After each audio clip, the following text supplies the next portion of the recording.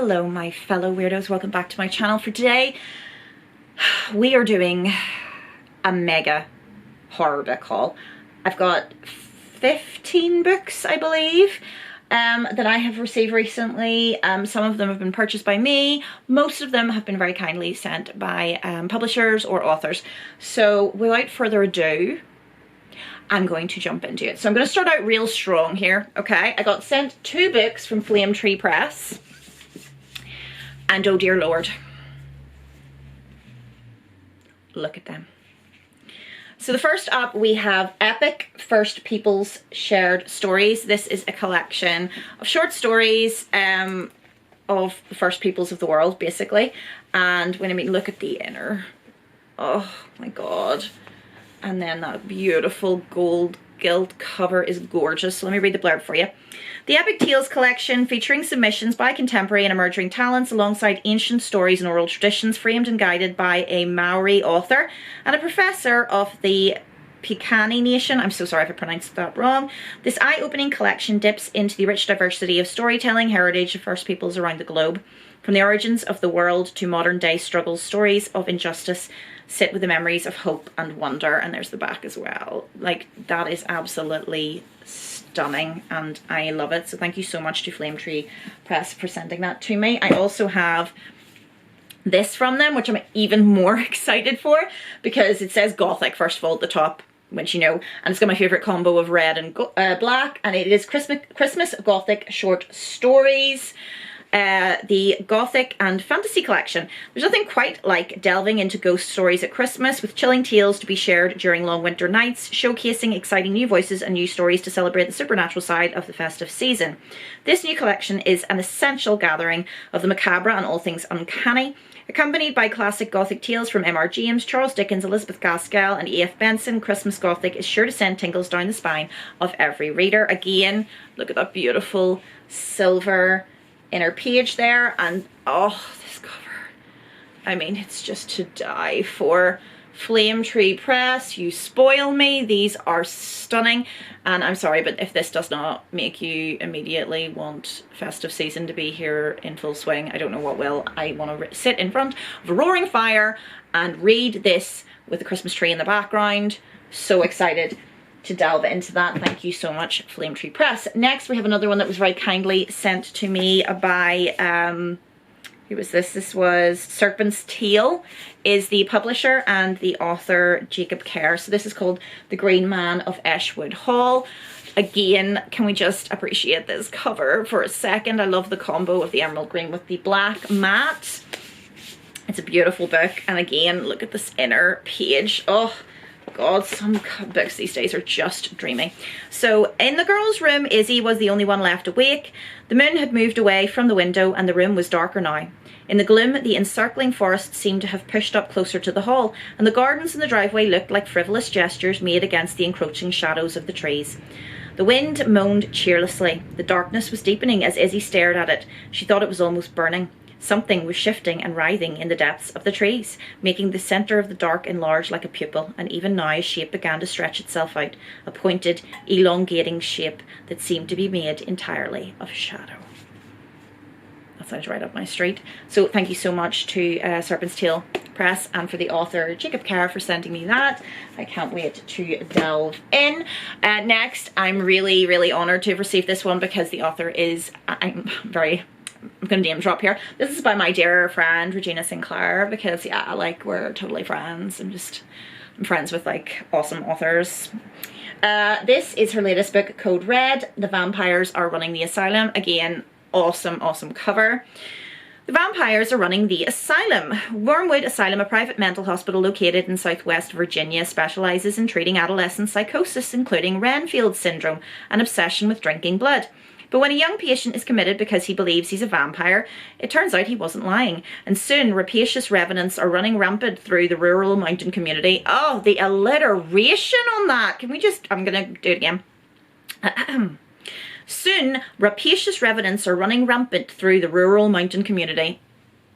Chef's kiss. To fight the bodacious bloodsuckers, the local sheriff teams up with a candy striper and her moonshiner grandpa, who just happens to have an arsenal of war-grade weapons stored in his prepper bunker for a bloody country hoedown of epic proportions. This one sounds really, really fun. I've read Regina's books before and she's a really good author, so I'm really excited to read that. Thank you so much, Regina, for sending it to me. This is another one that was sent to me by the author. It's called Birds in the Blackwater by Kodie van... I want to say Dusen. It could be Dusen. I'm not sure. I apologise if I pronounce your name properly. I'm terrible at names.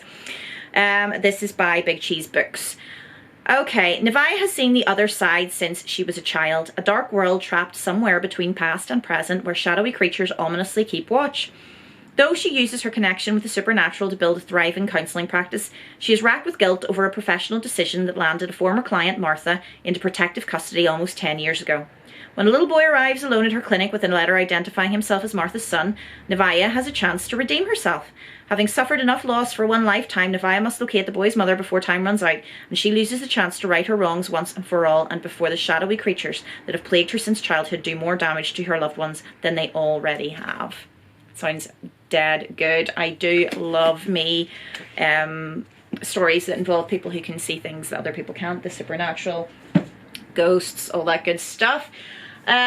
Next is a purchase I've made myself. It is the latest Stephen King fairy tale. I haven't even attempted to read it yet because, as usual with Stephen King, it's a frickin' chonker. It's a weapon that I could wield. I also am not the hugest fantasy fan, I'm not gonna lie. There are exceptions, like the Winter Night trilogy, but mostly not my bag.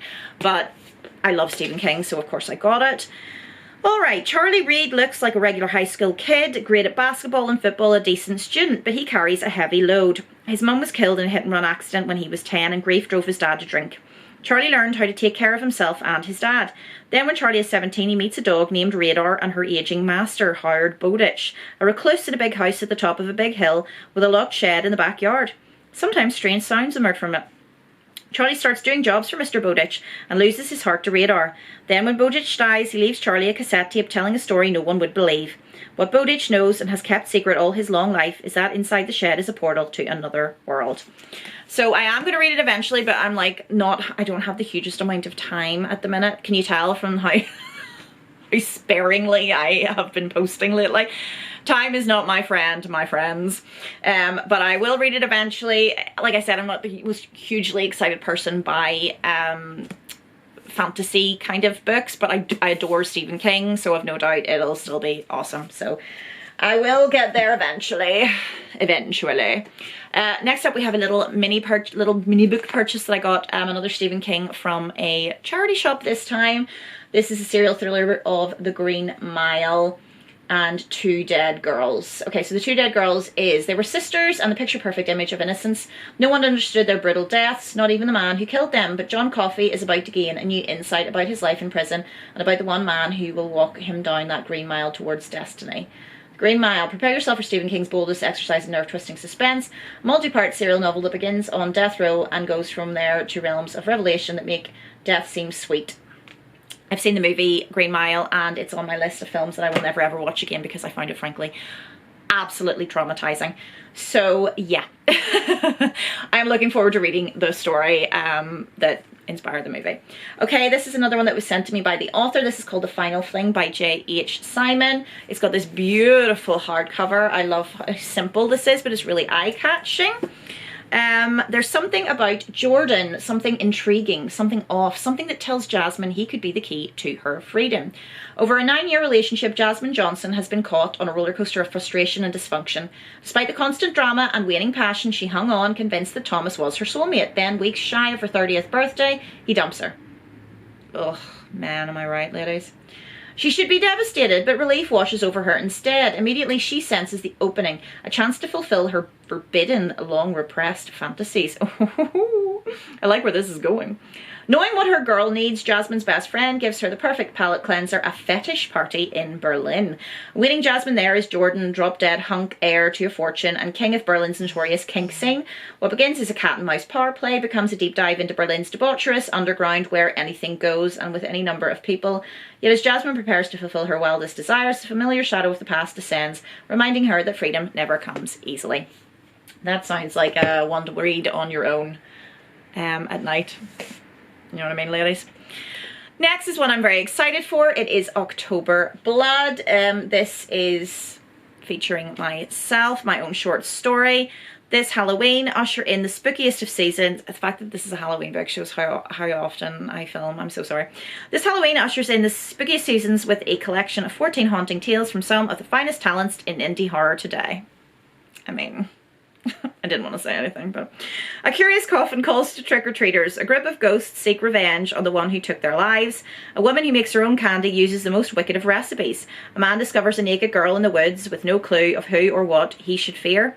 A witch witnesses atrocity and does everything in her power to prevent history from repeating itself. That would be me. That's my story. A pair of otherworldly beings know the every desire of those who trespass on their abode. A local boogeyman casts a yearly shadow over the neighbourhood and everyone in it. These stories and more await within, so sit back and indulge in a steady infusion of October Blood. Honoured to be a part of this book, edited by Marcus Hawke, and yeah, buy it. All the proceeds go to charity. I believe it's the Calgary Food Bank, and you can read my story. So, bonus! Okay, moving on. Next up, we have Nothus by Drew Starling. Is it Nothus? Nothus? I want to say Nothus, but I could be pronouncing that wrong. An epic conclusion to the Starling's critically acclaimed best-selling debut novel Sentinel, which you've also very kindly sent me. It's been 4 months since tragedy rocked the rural hamlet of Bensalem, Virginia, and Sheriff Cheryl McNamara has vowed to uncover the truth about her town's dark history. Her big break comes from an unexpected source. Her teenage daughter, Skylar, whose fascination with the occult leads to a remarkable discovery. But a new evil rises and tragedy strikes again. When the true form of the terror plaguing Bensalem for centuries is revealed, it is young Skylar who must confront not only the Nothus, but also the centuries-old secret behind it. I love this creature and this cover. It's got like super kind of Krampus, Christmassy vibes. I'm feeling very festive at the moment. Okay, next up we have another little charity shop find I got. I immediately saw that this was Dean Koontz and that it takes place in some kind of fairground, so I was like, sold. This is called Twilight Eyes. They're out there lurking, waiting, feeding on human suffering, fiendishly plotting their ultimate triumph. Slim Mackenzie knows what they are, what they do, and how they hide in human form. He is blessed or cursed by Twilight Eyes. He can see the diabolical others through their innocent human disguise. He's already killed one of them, and he'll kill again, but even the grave won't hold them. That sounds super, super fun. Next up, we have Clown in a Cornfield 2. Go back, watch my review. I'll link it down below of the first one. I absolutely loved it. This is by Cesare, great writer. It's being made, the first one's being made into a movie, so I need to get on this and read this before the first movie comes out in the sequel. Okay, after barely making it out of the Kettle Springs cornfields alive, Quinn's first year of college in Philadelphia should seem safe and easy. All she wants to do is forget what happened and be a normal kid again. But instead, Quinn's past won't leave her alone as she becomes the focus of a host of online conspiracy theories that claim to prove that the Kettle Springs massacre never happened. It's a deranged but relentless fantasy, and there's nothing Quinn can do to get people to hear the truth, not even on her own campus. So when murderous clowns simultaneously target Quinn at the college party while another goes after her father back in Missouri, Quinn realizes that the facts alone are never going to save her. Her only option is to go back home, back into the cornfields, back to where the nightmare began, to set the record straight, and the only way she knows how. Because when the truth gets lost, that's when people start to die. It's an all-new horror classic about what happens when the truth is the last thing we want to believe, from the Bram Stoker Award winner and master of thrills and chills, Cesare. I cannot wait to read that. I genuinely really enjoyed the first one and read it like super, super quickly. Another one kindly sent to me by the author. This is Mina and the Undead by Amy McCaw. Mina arrives in New Orleans to visit her estranged sister Libby. She loves nothing more than a creepy horror movie and can't wait to explore the city's darkest secrets. Vampire tours, seedy bars, spooky cemeteries, disturbing local myths. Mina lands a part-time job at a horror movie mansion and meets Jared, Libby's gorgeous housemate and fellow horror enthusiast. The perfect summer bliss is broken when she stumbles upon the body of a girl with puncture marks in her neck, clutching a lock of hair that suspiciously resembles Libby's. Someone is replicating New Orleans' most brutal supernatural killings. Mina must discover the truth and prove her sister's innocent before she becomes the victim of another myth. That sounds really, really fun. Again, love the cover. I'm really, like, I've never been a huge YA fan, but I have been embracing it a lot lately. It's about to fall. And it's paid off. Like, Clown in a Cornfield the first one. Genuinely loved it, so very excited. Okay, these two are a couple more that I found in a charity shop. Again, 50p a book. Can you know, the cover for this, can I just, woohoo. This is called Tales from the Dead of Night, 13 classic ghost stories. From a beautiful antique that gives its owner a show he'd rather forget, to a ghost detective whose exorcism goes horribly wrong, and a sinister mass ball which seems to have one too many guests, these stories of supernatural terror are guaranteed to make you shiver, thrill, and look under the bed tonight. From rural England to colonial India, in murky haunted mansions and under modern electric lighting, these master storytellers pull back the veil of everyday life to reveal the nightmares which lurk just out of sight. They are lessons in ingenuity and surprise, sometimes building slowly to a chilling climax, sometimes springing horror on you from the utterly familiar. And as you would expect from these writers, the stories are more than simply frightening. They're also disquieting exposures of mortality, loneliness, and the human capacity for both evil and remorse. Featuring M.R. James, Ruth Rendell, Edith Wharton, Rudyard Kipling, E. Nesbitt, and many more. Obviously, I had to buy that. That is worth 50p all day and night. This is called Pine by Francine Toon. Again, I was just immediately drawn by this cover. It just immediately gave me horror vibes. Lauren and her father Niall live alone in the Highlands in a small village surrounded by forest. When a woman stumbles on the road one Halloween night, Niall drives her back to their house. In the morning, she's gone. In a community where daughters rebel and men quietly rage, mysteries like these are not out of the ordinary. Lauren looks for answers in her tarot cards, hoping she might be able to read her father's turbulent mind. Neighbours know more than they let on, but when a local teenager goes missing, it's no longer clear who she can trust. In a place that can feel like the edge of the world, Toon brilliantly captures the wilderness of rural childhood and the intensity of small-town claustrophobia, uniting the chill of a modern Gothic with the pulse of a thriller. You know, you can just tell straight away that's going to be like dark book vibes, so obviously I had to get that.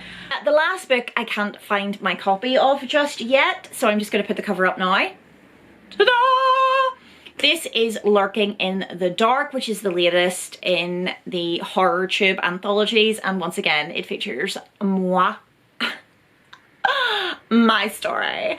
So yes, this again, all sales and proceeds go to charity. It is a charity which helps get books into the hands of underprivileged children across America, so it's a really great cause. And the book is just full of amazing talents right here on BookTube, including myself, obviously. So definitely buy that, as well as October Blood, obviously, because, you know, me. But now that I finished talking about myself, that is my book haul. There's a lot. Yes, I have a problem. I have an addiction. I'm trying to get on top of it, but this office is just, it's chaos, it's carnage.